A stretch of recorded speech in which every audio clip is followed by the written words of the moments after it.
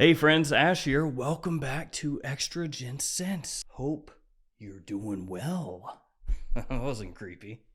The other day, I was looking through my collection. I was trying to figure out what fragrance to wear that day, and a bottle caught my eye. And that bottle, CK1 Shock. It caught my eye because it's one of those fragrances that everybody seems to learn about when they're starting to learn about fragrances. It's one of those cheapies that seems to be recommended over and over and over again. And as I sat there staring at the bottle, I thought to myself, I don't think I ever actually did a video on that one. Well, today, that changes.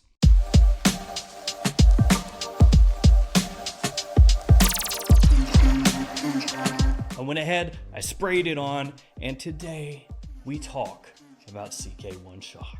I will have a link to CK1 Shock in the description below. Feel free to check it out down there. And as I said, it's a fragrance that pretty much everybody seems to learn about when they start looking up fragrances, because inevitably, seems like every time somebody starts learning about fragrances, they're like, well, what are some good cheap ones? Which makes sense. I mean, if you're gonna start building out a collection, why go spend $300-400 on something if you have no clue what you even really like at that point? That's not a safe bet. That's not a good choice. But cheapies, not out so much money. And CK1 Shock, this, my friends, this is a cheapie. You can get a 200 milliliter bottle of this stuff for under $30 US from discounters. You can get a 100 ml bottle for under $25 every day, all day. And if you can find a little dinky 50 ml like this bottle right here in my hand, you can often get these for under $20. And this is not the first bottle actually that I've had of CK1 Shock. I've had multiple bottles. I've given some away and just replaced them as time goes, because who cares? They don't cost that much. First things first, before we dive into the world of CK1 and CK1 Shock, let's take a look at the presentation. And by the presentation, I mean this bottle, because the actual box, it's in the void somewhere. I don't know where it is, man. It's in the shadow realm. Do you keep all your boxes of CK1s for decades? I don't think so. And somebody out there is like, I do. Sit down, Terry. It's not about you.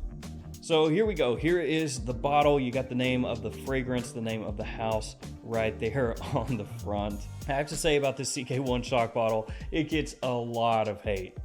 So many people are just absolutely horrified by the look of the spelling of shock on the front there. Just that kind of graffiti look.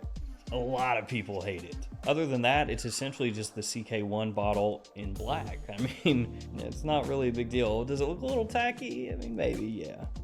I said maybe, yeah, it looks tacky. On the bottom, you got a sticker with your badge code.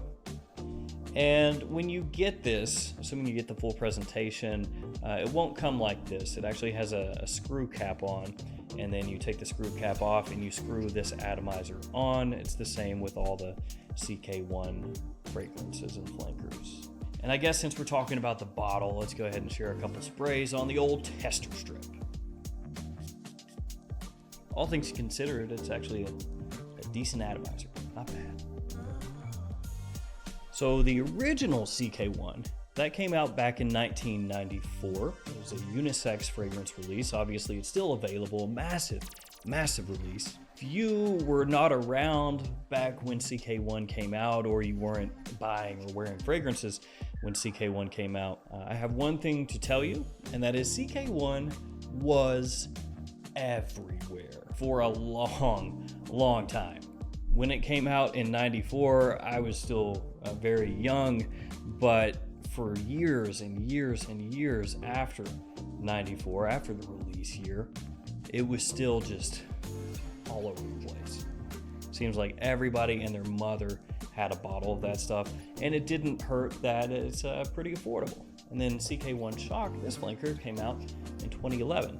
So quite a gap between the original CK1 and this one. And there are many CK1 flankers out there. They typically do one each year for summer, and some of those are extremely collectible at this point and quite expensive.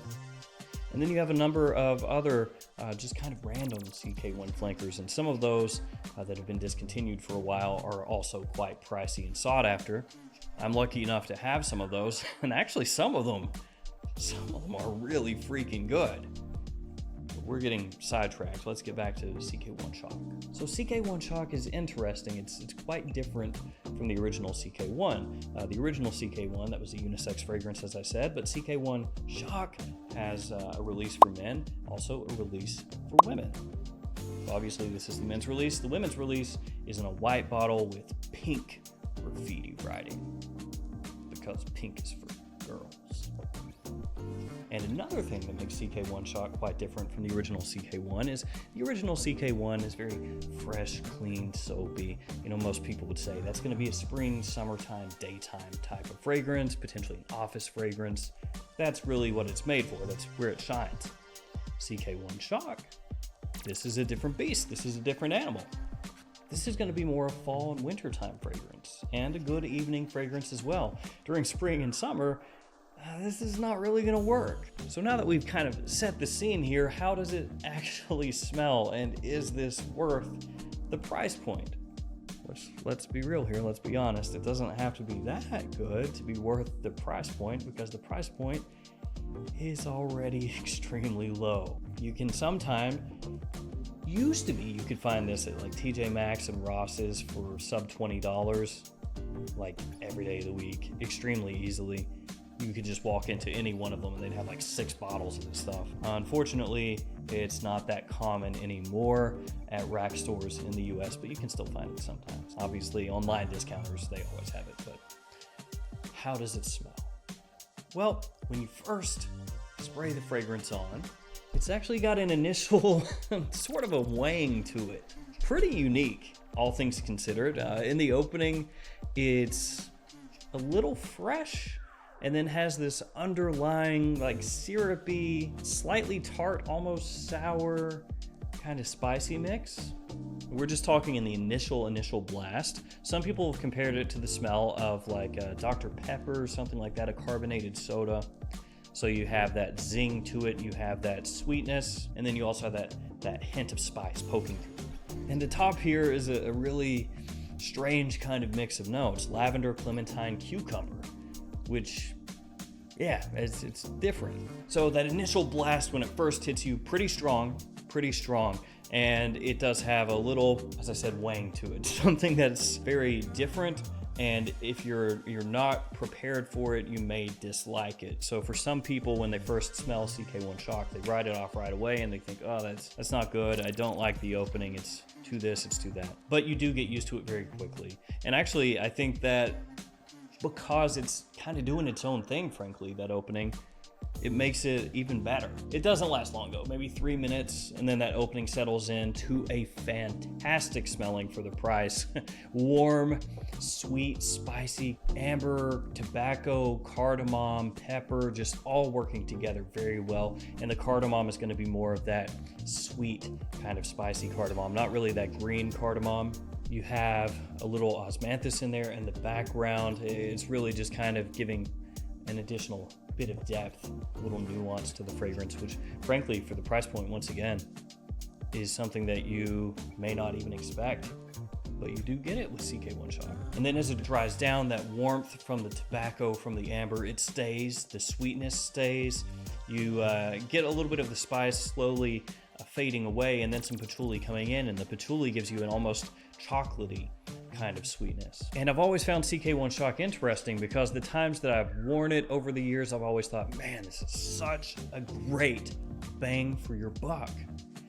And then I'll go a long time without wearing it, obviously, with all kinds of new stuff coming in all the time and new fragrances coming out and all the stuff. There's just not a lot of time to go back and revisit things from years past. And so you'll kind of forget about it. You'll forget about this fragrance, that fragrance, whatever. Then you revisit them, and it's like you're seeing everything for the first time again, and you can kind of reevaluate, and you can sometimes smell things and go, you know, I don't think it's actually as good as I used to think it was. Maybe just your tastes have changed, whatever. But sometimes things won't work quite as well for you. And other times you'll smell something and you'll immediately just be like, oh yeah, it still works. It's still good. And that's this one. When I gave this a wearing the other day and also today, I just was like sucked right back in to when this came out. I think this is still an extremely good, inexpensive tobacco fragrance. It's a really nice cheapie fragrance in general. And yeah, it's just one of those deals where it makes sense that this would be one of those cheapies that kind of has been talked about over the years. And speaking of over the years, it has drawn comparisons to multiple tobacco fragrances ever since it came out.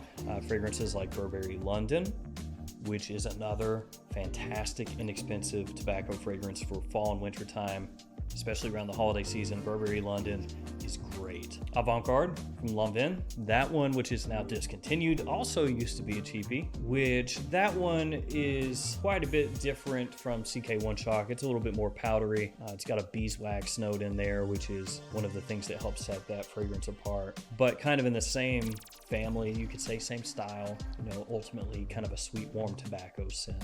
And then even 1 Million Privé, also discontinued nowadays. Like, all these fragrances share similarities. Again, the warmth, the spiciness, the sweetness, the tobacco. Unfortunately, 2 of those, very difficult to find nowadays. And then you have London and CK1 Shock, the 2 cheapies, still readily available. So I wouldn't say that this is a good replacement for any of those 3 scents that I just mentioned, but I would say in general that if you like those 3 fragrances, you should like this one also. Keeping in mind that out of the 4 fragrances, when you include this with the 3, that this one has the harshest initial opening for the first 3 minutes or so, but then after it settles, you're golden. And let's talk performance. Actually, CK1 Shock is a solid performing fragrance for me. Again, especially considering it's extremely inexpensive. It lasts for a long time off my skin, especially this almost kind of syrupy sweetness that it takes on through the mid into the dry down. That specifically projects the furthest, it feels like, because you can get that syrupy sweetness really just kind of pushing. So it's like that hits your nose first and then kind of the spices come along with it. But yeah, good projection, above average longevity, above average off my skin as well. Sprayed on clothing, gonna last forever. So with revisiting CK1 Shock, is it still worth it? Absolutely. Under $20 for a bottle of this size, under $25 for a 100 ml, or a 200 ml, which is going to last you forever for under $30. Yeah, no brainer. And so that will do it. Those are my thoughts on CK1 Shock, one of, if not the most famous, most popular flankers of CK1. Of course, when you take in the entirety, it would be the CK1 Summer flankers that are the most popular, but as a one-off, CK1 Shock. I want to thank you guys for hanging with me. Let me know your thoughts on CK1 Shock or the CK1 line in general. Cheapies galore there, other than discontinued ones. Thank you guys for hanging with me. I'll see you again another day with another video. See you guys.